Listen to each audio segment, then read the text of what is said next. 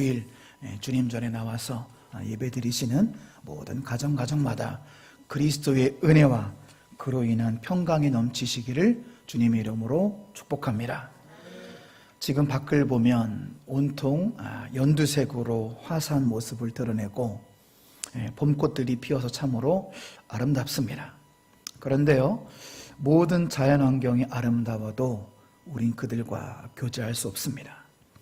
꽃이 아무리 아름다워도 우리는 꽃과 교제할 수가 없죠. 지는 저녁 노을이 아름다워도 우린 저녁 노을과 교제할 수는 없습니다. 그러나 우리는 하나님과 교제할 수 있습니다. 할렐루야. 하나님께서 우리와 인격적인 교제를 원하십니다. 지금 이 순간도 하나님은요, 우리와 교제하기를 원하십니다. 나는 너를 차원이 다른 사랑으로 사랑하고 있고, 나는 너랑 소통하기 원하고, 나는 너와 교제하기 원한단다. 이런 마음을 가진 하나님께서 오늘 시편 1편 말씀을 통해서 우리에게 무엇이라고 말씀하시는지 그 주님의 음성에 귀 기울이기를 원합니다. 첫 번째 주님의 음성은 우리 모두가 악인들 틈에 있지만 물들지 않은 그 상태가 복이라는 사실을 기억하시기 바랍니다. 우리가 뭔가를 받거나 얻어서 그 상태가 복이 아니라 악인들 틈에 여전히 살고 있지만 그 틈에서 믿음을 지키고 그 틈에서 물들지 않은 상태가 복이라는 사실을 기억하시길 축복합니다. 여러분, 복이라는 것은요, 이제 구약과 신약에서 각각 나타나 있는데, 이제 구약 성경을 히브리어라고 하죠. 구약 성경 히브리어에서 복은 에슈에르라고 합니다. 에슈에르. 한번 해보세요. 에슈에르. 뜻이 더 중요한데, 이런 뜻이에요. 얼마나 행복한지. 왜 유행어에 그런 말 있잖아요. 얼마나 맛있게요. 좀 비슷한 느낌으로 얼마나 행복한지 모르겠다. 받아도 안 받아도 그런 거랑 상관없이, 환경에 상관없이 얼마나 행복한지 모르겠다. 이 구약에서 말하는 복인데, 그런데 오늘 시편 1편에 써져 있는 에슈에르, 특히 구약에서 써져 있는 에슈에르, 이 복이라는 단어, 시편과 각종 구약 말씀에서 말씀하고 있는 이 복은 뭐냐면은 행위로 인해서 하나님이 부어주신 결과입니다. 순종의 길을 걷는 거예요. 아무나에게 풍성한 복을 주는 것이 아니라 말씀을 따라 사는 사람, 순종하는 사람. 핵심은 뭐냐? 구약에서 말하는 복은 행위로 인해서 주님이 부어주시는 복임을 기억하시기 바랍니다. 순종의 삶으로 하나님이 복을 부어주신다는 거예요. 그럼 신약의 복은 뭐냐? 대표적으로 마태복음 5장에 팔복을 말씀하실 때, 또 신약에 나온 다른 복은 헬라어로 마카리오스예요. 한번 이거 따라해 보실까요? 마카리오스. 신약에서 말하는 복이 있는 사람은, 또 여기서 심령이 가난한 자는 복이 있나니 천국이 그들의 것이며 하면서 예수님도 복을 말씀하셨는데, 자, 이 뜻은 비슷해요. 신약에서 말하는 마카리오스는 최고로 행복한 상태예요. 물질 있고 없고를 떠나서, 뭘 받고 안 받고를 떠나서 나의 심령이 최고로 행복한 상태가 마카리오스인데, 그러면 뭐가 차이점이냐? 구약에서 말하는 복과 신약에서 말하는 복의 차이점은, 신약에서 말하는 복은 마음의 상태를 보시고 하나님께서 복을 부어주십니다. 우리들의 마음이 가난한 자는 복이 있나니, 마음이 가난한 자, 주님만을 의지하는 마음이 가난한 자에게 천국이 너의 것이다 하시면서 복을 부어주시고, 의에 줄이고 목마른 자, 그런 마음의 상태를 하나님이 보시는 거예요. 우리의 모든 마음을 다 보고 계십니다. 마음의 상태, 저 권사는, 저 집사는 정말로 영혼을 소중히 여기는구나. 그런 마음의 상태를 보시고 하나님이 복을 부어주시는 것이 신약에서 말하고 있는 마카리오스, 복이라는 사실입니다. 여러분, 다른 뜻 같지만 사실은 같은 뜻입니다. 왜 그럴까요? 신약에서 말하는 이 복, 마음의 상태가 구약에서 말하는 행위로 이어지잖아요. 그렇죠? 마음에 있는 것이 행동으로 이어지기 때문에 사실은 같은 뜻입니다. 정리하면 하나님께서요, 우리의 마음 상태를 보고 계십니다. 하나님이 우리가 순종의 길을 걸어가고 있는지 보고 계세요. 하나님 그 모습을 보시고 그 마음을 보시고 우리에게 풍성한 복을 내려주실 것입니다. 자, 그러면 오늘 1편 1절에서 최고로 행복한 사람이 누구인가? 우리 1절 같이 읽어보실까요?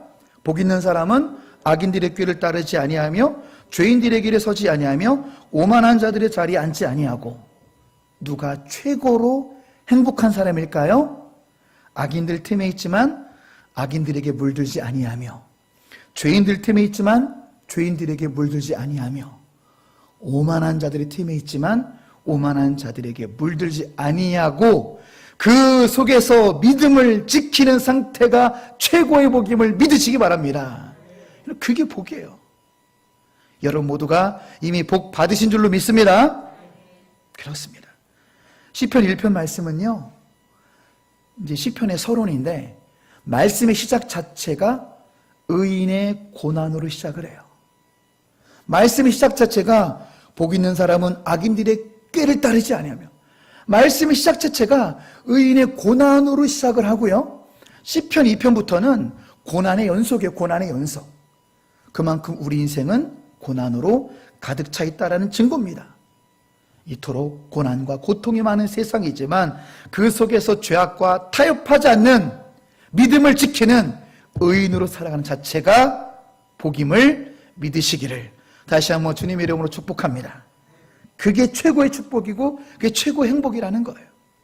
사랑하는 성도 여러분, 악인들 틈에 있어도 그들에게 물들지 마시기 바랍니다. 악인들 틈에 있더라도 그들에게 물들지 마시고 오히려 그들을 복음으로 물들이시기를 축복합니다. 죄인들 틈에 있더라도 오히려 그들을 주님의 사랑으로 물들이시는 삶을 사시기 바랍니다. 그래야 할 때 하나님께서 우리 모두에게 최고의 행복을 주실 줄로 믿습니다. 그리고 악과 고통의 문제를 다루면서 또 생각해 볼 것은, 고통의 끝이 보이지 않는 것 같은 그런 분들은 어떻게 살면 좋겠습니까? 우리 주변에는요, 하루 살면 하루 고생이고 이틀 살면 이틀 고생이고 당장 죽고 싶을 정도로 고난의 삶을 사는 사람들이 많습니다. 가족의 상황이 너무 힘들고요, 직장의 상황도 힘들고, 나 개인의 상황 너무나 힘들어서 하루하루가 지옥같이 사는 분들도 너무나 많아요. 사는 게 뭐요? 빨리 죽었으면 좋겠어. 그런 어르신들이 굉장히 많아요. 사는 게 뭐냐 이거죠.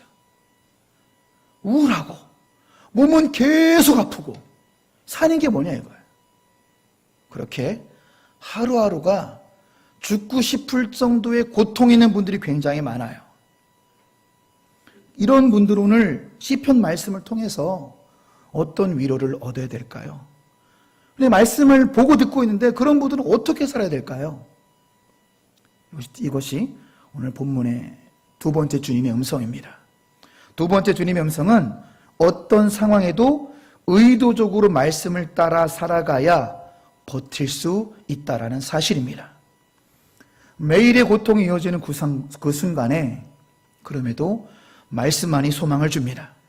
오늘 본문 2절은 하나님 말씀을 주야로 묵상하라. 주야로 묵상하라. 묵상하다의 원어는 히브리어로 하가라고 하는데, 하가의 의미는 아침과 저녁으로 기쁨으로 중얼중얼 거리다. 더 정확히 말씀드리면은 오늘 2절에 여러분이 1편은 여러분 한 100번 읽어보셨을 거 아니에요? 율법이라고 하는 히브리어 원어가 뭐냐면 토라요, 토라. 그러니까 아침과 저녁으로 모세 오경을 암송하라는 거예요. 창세기, 출애굽기, 레위기, 민수기, 신명기에서의 우리가 따라야 될 명령 613가지를 율법이라고 하는 거예요. 그리고 전체를 모세오경이라고 합니다. 그러니까 아침과 저녁으로 애를 쓰라는 거예요. 아침과 저녁으로 모세오경, 좁게는 아침과 저녁으로 10계명을 암송하라는 거예요. 여러분 10계명 다 외우시죠? 나 외에는 다른 신을 섬기지 말라. 나 외에 다른 신을 두지도 말라. 그들에게 절하지도 말라. 오직 하나님만을 경배하라. 안식일을 거룩하게 지켜 행하라. 하나님 이름 망령되이 부르지 말아라. 이런 10계명의 말씀, 모세오경의 말씀을 아침과 저녁으로 암송하면 고통을 버틸 수 있다는 사실입니다. 할렐루야. 이 고난을 견디기 위해서 말씀을 암송하라는 거예요. 본문 3절 말씀에 여러분 시냇가는요 히브리어로 펠레그라고 합니다. 펠레그는 우리가 생각하는 그냥 이런 개울이 아니에요. 펠레그는 뭐냐면은 오늘 시냇가는 뭐냐면은 이렇게 먼저 딱 사진 띄워졌는데 인간이 인공적으로 만든 또랑을 말하는 거예요. 좀 한자를 쓰면 운하, 좀 더 큰 운하. 그러니까 인간이 이렇게 의도적으로 판 거. 그래서 히브리어로 펠레그래요. 펠레그. 인간이 인위적으로 만든 또랑인데, 자 저렇게 우리나라에도 보가 있죠. 지금 사진에서 보시는 것처럼. 그런데 옛날에 우리나라 보도 지금이야 콘크리트지만 옛날에는 우리의 아버지들이 기다란 삽을 가지고 양쪽 끈에 달린, 저도 직접 봤어요. 세 분이서 삽질하는 그 삽으로 볼을 팠어요. 봄만 되면은. 그래 이제 농업용수가 흘러갈 수 있도록. 그러니까 힘들지만 억지로 파라는 거죠. 힘들지만 말씀을 그렇게 파시기를 바랍니다. 그래야 형통하다라는 거예요. 다른 사진도 보실까요? 여러분 보실 때 오른쪽이 바로 저게 또랑이에요. 또랑. 외국의 사진이지만 또랑이고 운한데 일직선으로 쫙 파고 나무를 쪼르륵 심었죠. 여러분 저것이 시냇가에 심은 나무입니다. 또랑을 따라서 나무를 야졸이 쫙 심은 거예요. 이게 시냇가에 심기운 나무. 히브리 원어로 알팔게. 알은 못못을 따라서, 팔개는 펠레그의 복수형으로서 또랑들을 따라서 나무들을 심어야 잎사귀가 마르지 아니하고 열매를 맺습니다.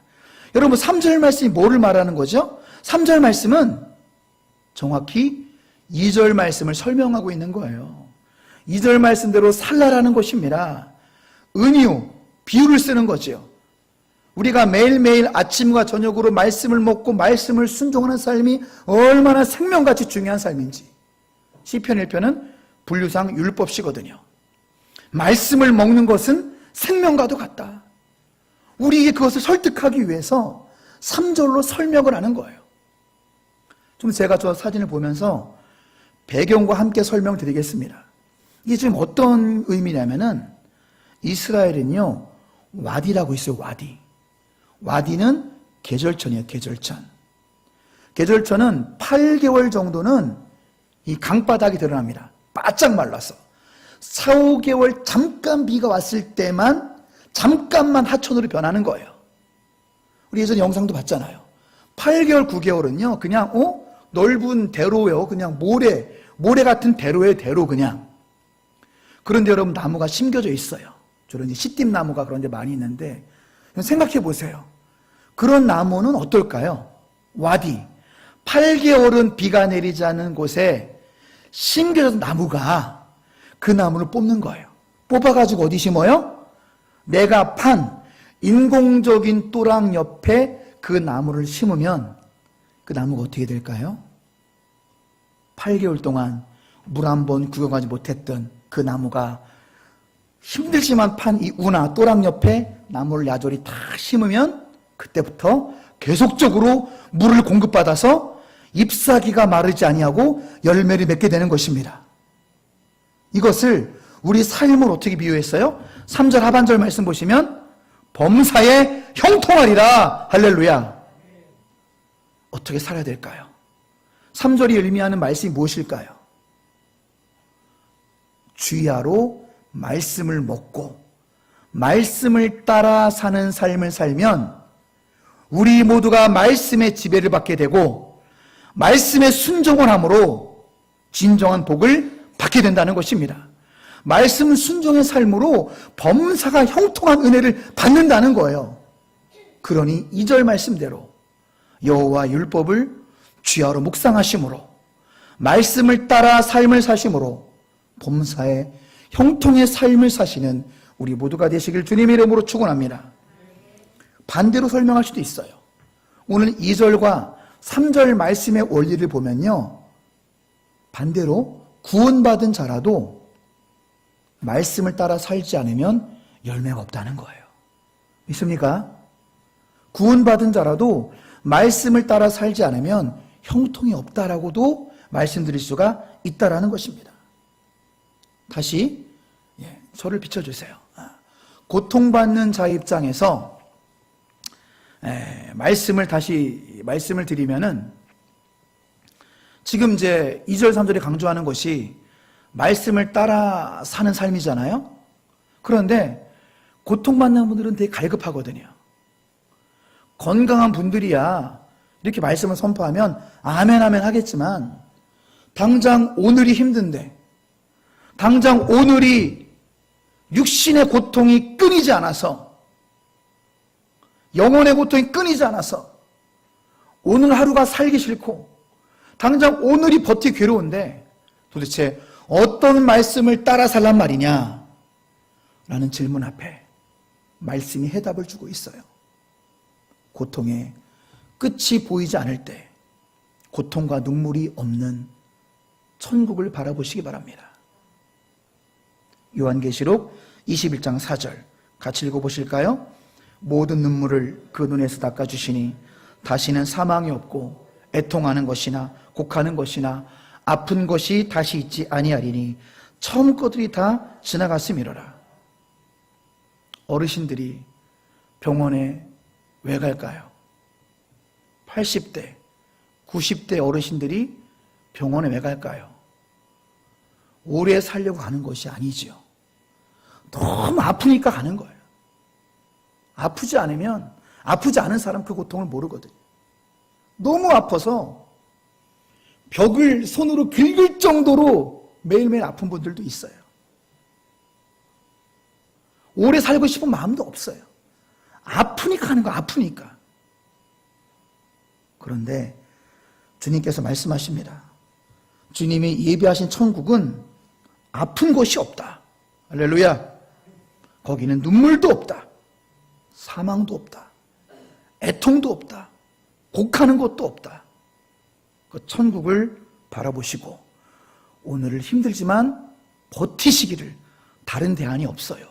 약속의 말씀만을 붙들고 버티시기 바랍니다. 또 고통의 끝이 보이지 않을 때 우리는 이 또한 지나감을 믿으며 버텨야 됩니다. 이 또한 지나갑니다. 전도서 3장 1절 4절 같이 한번 읽어보실까요?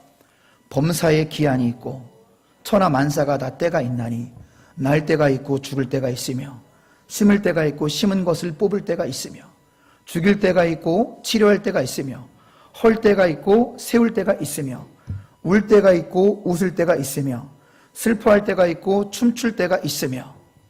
그렇습니다. 주님, 도대체 언제까지입니까? 도대체 언제까지입니까? 제 예전에 사역했던 교회에서 어떤 집사님은 태어날 때부터 아들이 좀 정신이 좀 불편한 아들이 있는데 나중에 장성하니까 이 친구가 180의 키에 100kg 같은 게 진짜 커진 거예요. 아파트에서 막 소리 지르고 외출시키면 그 100kg의 거구가 길바닥에 누워버려요. 직접 봤어요, 제가. 그럼 빼짝 마른 그 집사님이 걔를 이렇게 돌보지 못해요. 그런데 어디 이제 보낼 수도 없고 하루하루 고통의 삶을 살면서 기도 제목을 물어보면 딱 한 가지였어요. 얘보다 하루만 더 살게 해주세요. 불쌍한 내 새끼. 나 외에 돌볼 사람이 없으니까 하루만 더 살게 해주세요. 그런 분들이 우리 주변에 굉장히 많아요. 하루하루를 눈물의 고통으로 버티는 분들이 굉장히 많습니다. 그래서 더 고통스러운 것은 언제 끝날지 모른다는 거지요. 내가 당하고 있는 고통이 주님 도대체 언제까지입니까? 시편 기자 고백처럼 주님 어느 때까지입니까? 주님 어느 때까지입니까? 그 끝을 우리는 몰라요. 매일매일 죽고 싶을 정도 고통스러워도 우리는 끝을 모릅니다. 그런데 여러분 분명한 것이 있어요. 모든 일에는 기한이 있습니다. 할렐루야. 전도서 3장 1절 말씀 읽었잖아요. 범사에 기한이 있고 천하만사에 기한이 있습니다. 우리가 당하는 고난과 고통 이 또한 지나갈 것입니다. 반드시 기한이 있다라는 거지요. 그 약속의 말씀 붙들고 오늘도 버티고 견디시기를 주님의 이름으로 축복합니다. 또 고통의 끝이 보이지 않을 때 우린 주님이 내 옆에 계심을 여러분 바라보며 버티시기 바랍니다. 우리 주님이 얼마나 좋으신 분이냐면은 제가 좀 다른 예를 들어볼게요. 여러분이 잘 되는 것을 누가 좋아할까요? 여러분이 잘 돼요. 하는 일도 잘 되고 막 복이 굴러 들어오고 너무너무 잘 되는 거예요. 그거를 좋아할 분은 두 분밖에 없어요. 하나님과 여러분의 부모님입니다. 그렇게 세상이 각박해요. 같은 교인들 글쎄요. 진정으로 기뻐할 사람은 거의 없어요. 오히려 시기하고 질투하죠. 인간의 이게 본성의 본성. 어떤 권사님이 잘 되면 사실은 별로 기뻐하지 않습니다. 입술로는 축하할지라도.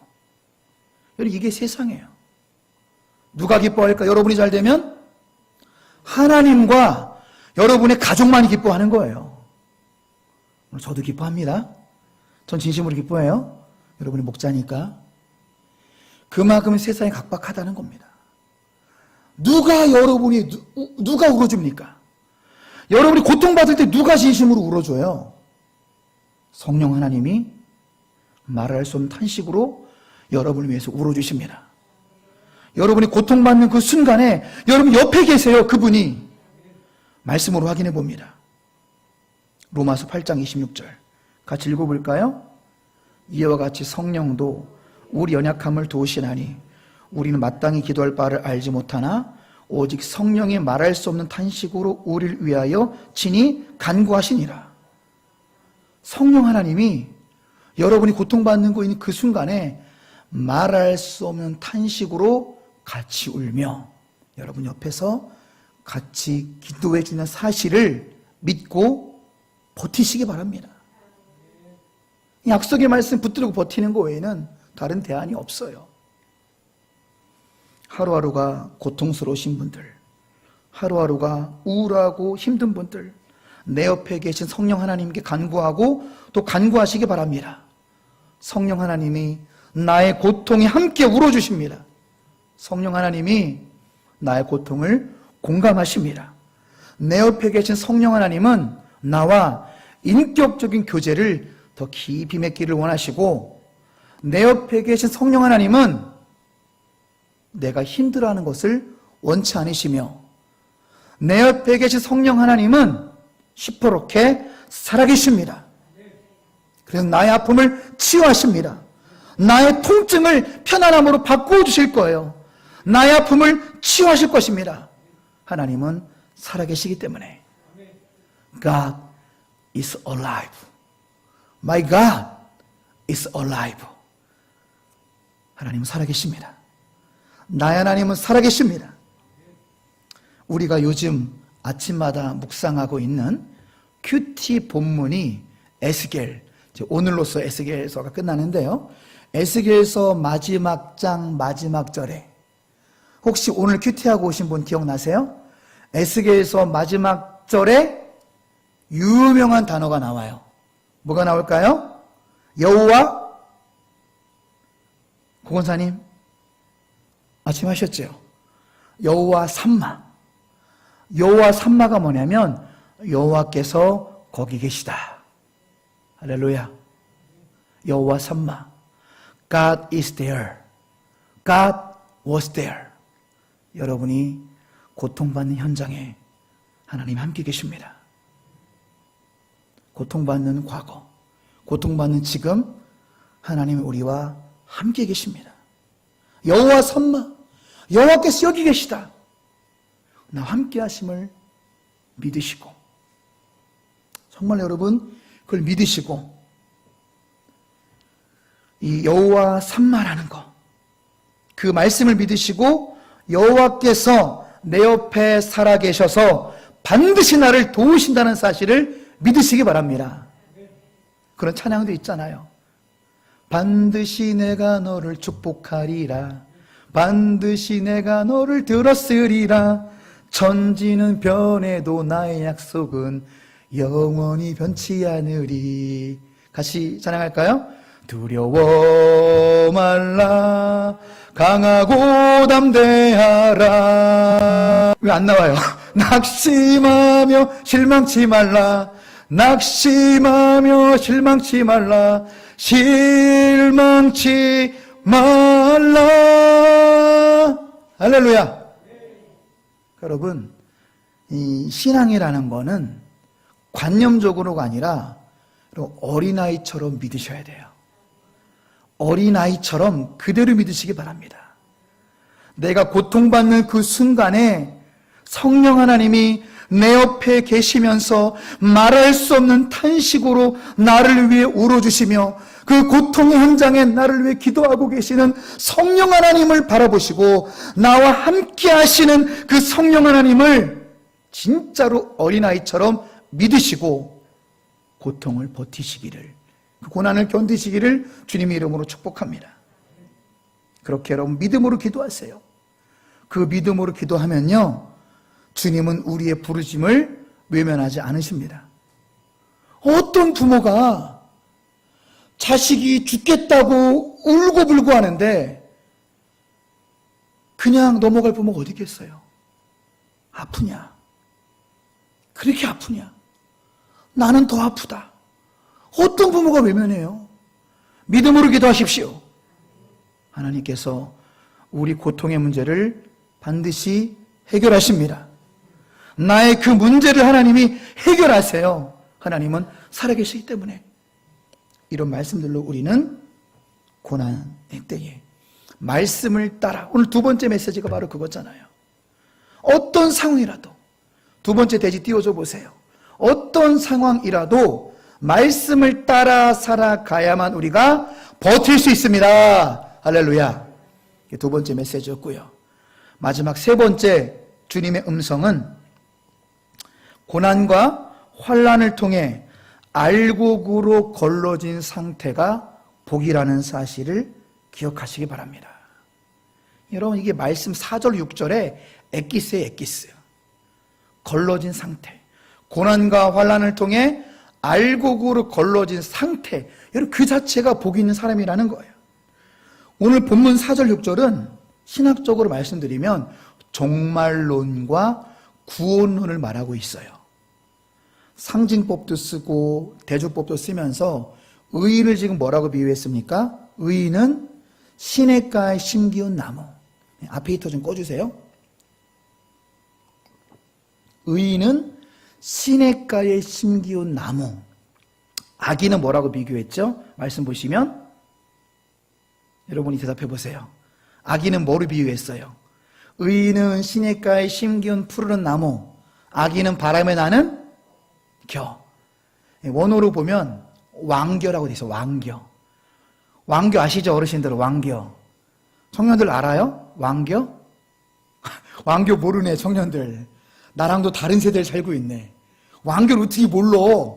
왕교 막 베개도 집어넣고 그랬었는데 우리 청년들 쌀 껍데기요. 이해되죠? 쌀 껍데기가 왕교요, 왕교. 악인은 왕교. 그리고 비유한 거예요, 비유. 그리고 의인은 시냇가에 심기운 나무. 또 4절 6절 말씀 보시면 의인은 의인들의 모임에 들어간다라는 거예요. 의인들의 최종적인 모임이 여러분 어디죠? 의인들이 궁극적으로 가는 곳이 어디예요? 천국을 말하잖아요. 악인들은 뭐예요? 6절 하반 6절의 결론. 악인들은 영원히 멸망할 것이다 라고 성경이 말하고 있습니다. 여러분, 제가 5절 말씀을요, 이해를 돕기 위해서 공동 번역으로 좀 읽어드릴게요. 야훼께서 심판하실 때에 악인들은 머리조차 들지 못하고 죄인이라 의인들 모임에 끼지도 못하리라 고 말씀하십니다. 6절 말씀에 악인의 길은 여호와께서 인정하시나 악인의 길은 망하리로다, 이렇게 대조를 하고 있죠. 그죠? 의인의 길, 의인의 결과, 악인의 길, 악인의 결과. 여기서 의인들은 여호와께서 인정하시나, 여러분 인정이 뭐냐면 좀 달라요. 원래 뜻은 내가 이 사람 인정해 이런 뜻이 아니라, 인정은 6절에 밑줄 쳐보세요. 인정은 뭐냐면 히브리어로 야다의 야다. 히브리어로 야다가 뭐냐면은 너무 잘 안다 이거예요. 부부끼리 다 알잖아요. 부부끼리 자세히 아는 것처럼 네가 의인인지 안다라는 거예요. 여러분, 하나님 이렇게 좀 무서운 분이고요, 정확하신 분이에요. 여호와께서 누가 의인인지 아신답니다. 부부끼리 비밀이 없고 다 속까지 아는 것처럼 하나님이 저와 여러분을 알고 계십니다. 너 진짜 의인인지, 네가 진짜 의인인지, 네가 왕교 같은 믿음인지 인정, 야다, 하나님이 알고 계신답니다. 그래서 하나님이 의인으로 알고 계시는 그런 사람들은 의인들의 모임에 들어가는 것이고요. 그러면 악인은 뭐냐? 악인. 이 의미가 항상 중요하잖아요. 악인은 우리가 생각하는 못된 놈이야 이런 정도의 의미가 아니라, 시편 1편에서 말하고 있는 악인은 히브리어로 라샤라고 해요. 라샤. 오늘 본문의 악인 라샤는 뭐를 의미하냐면 정죄된 자들이란 뜻이에요. 이상하지요? 예수 그리스도 안에 있는 자들은 결코 정죄함이 없다라고 말씀하셨는데, 오늘 성경 말씀 보면 교회 공동체 내에 정죄받을 자들이 있다라고 말씀하고 있어요. 구원받을 줄 알았는데 악인들, 정죄된 자들이 있다라는 거예요. 누굴까요? 말씀을 따라 살지 않는 사람들. 주님은 보고 있으니까요. 현재 여기 인정, 야다는 히브리어로 현재 진행형이에요. 문법적으로 보면 현재 진행형. 뭘 의미하냐면 지금 현재 보고 계시는 거예요. 진짜 의인인지, 말씀을 따라 살고 있는지. 여러분, 누가 말씀을 따라 살지 않을까요? 말씀을 믿지 않으면 말씀을 따라 살지 않는 거예요. 이 말씀을 따라 살면 복받는다는 사실을 믿으면 순종하는 거예요. 그런데 여러분, 다른 핑계를 주님 앞에 댈 수 없습니다. 여러분, 주님 앞에는 마지막 때는 핑계가 통하지 않아요. 너 왜 말씀대로 안 살았냐? 내가 그렇게 너한테 얘기했는데 너 왜 말씀대로 살지 않았어? 내가 너에게 범사에 형통함을 주려고 주야로 말씀을 따르라라고 말씀했는데 너 말씀에 순종하지 않았어? 그때는 뭐라고 대답하실까요? 하나님 보실 때는요, 그게 불신의 상태예요. 믿지 않으니까 따르지 않는 거예요. 예를 들어 이 알약 하나만 먹으면 말기 암이 제거가 됩니다. 그걸 믿으면 그 알약을 먹겠지만 그깟 알약 먹는다고 무슨 암이 치료가 돼. 안 믿으면 안 먹는 거예요. 같은 원리입니다.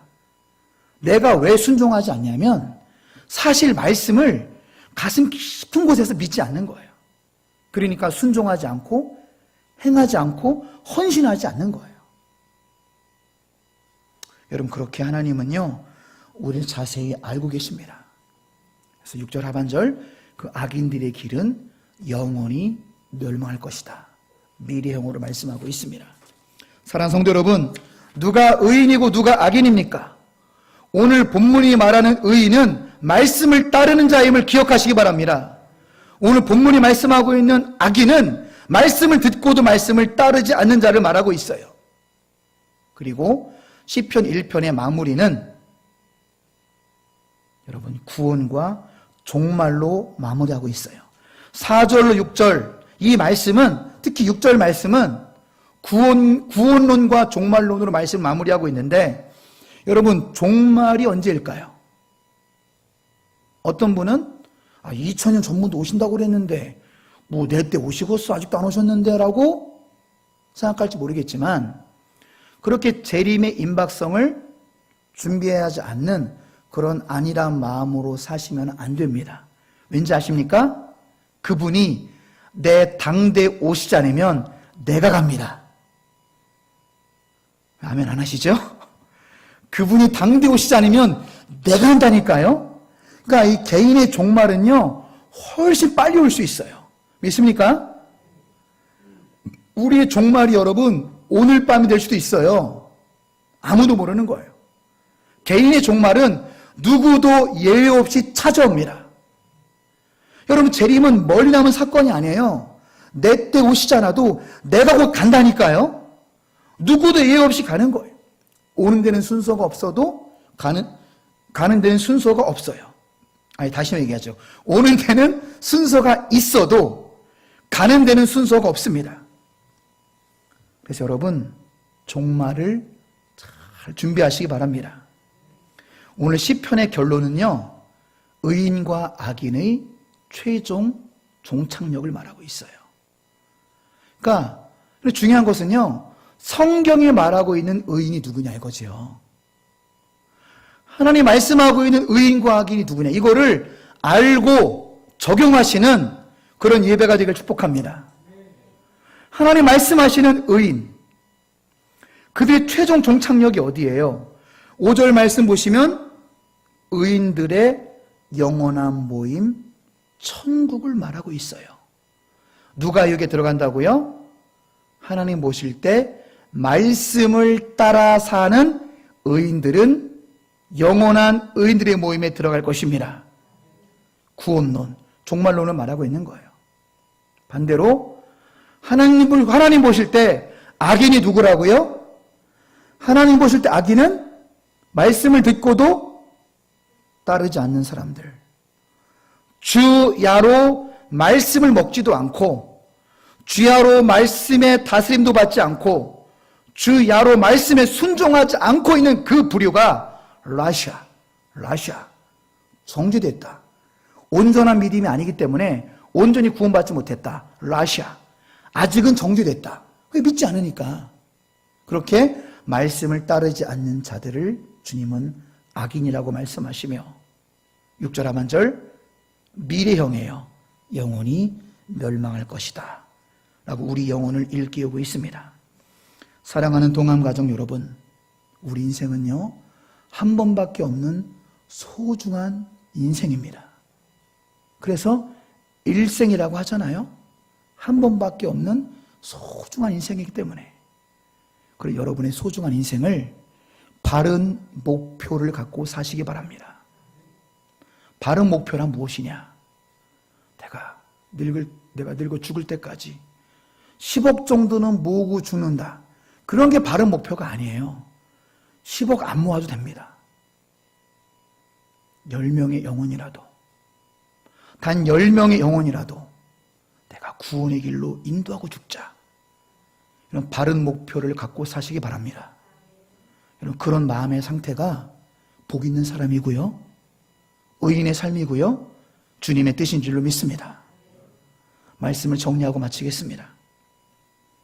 오늘 우리는 시편 1편, 이 준엄한 하나님의 말씀 앞에 이번 한 주간 어떻게 살아가야 될까요?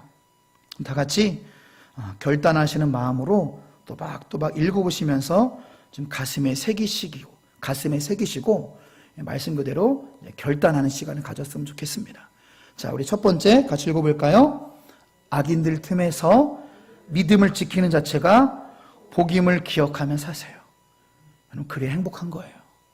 뭘 받고 누리는 게 복이 아니라 내가 이런 환경 속에서 물들지 않고 믿음을 지키는 자체가 복이구나. 할렐루야. 내가 복받은 자이구나. 할렐루야. 자, 두 번째, 고통의 끝이 보이지 않아도 말씀만을 따라 견디고 버티시기 바랍니다. 하루하루가 고통스럽지만 다른 소망이 없어요. 하루하루가 죽고 싶지만 다른 대안이 없습니다. 말씀만을 따라, 말씀만을 붙드시고 오늘을 버티시기를 바랍니다. 그렇게 사셔야 돼요. 셋째로, 종말을 준비하며 말씀만을 따라 살아가는 어떤 성도요? 알곡 성도. 나는 마지막 심판의 때 여러분 왕겨가 되지 않기를 축복합니다. 마지막 때 여러분 알곡이 되셔야 돼요. 마지막 심판 때에 왕겨가 되어서는 안 됩니다. 그 기준이 뭡니까? 알곡의 기준이 뭐예요? 고난과 환난과 고통을 통해서 말씀만을 따라 사는 견고한 신앙이에요. 어떤 나에게 비바람이 불어쳐도, 어떤 나의 피바람이 불어쳐도 말씀만을 따라 사는 그런 성도가 알곡 성도라는 거예요. 종말이 가까웠습니다. 주님이 안 오셔도 우리가 간다니까요. 그 종말을 준비하는 마음으로 지금 말씀만을 따라 순종하는 알곡 성도가 되시기를 주님의 이름으로 축복합니다. 기도하겠습니다. 하나님,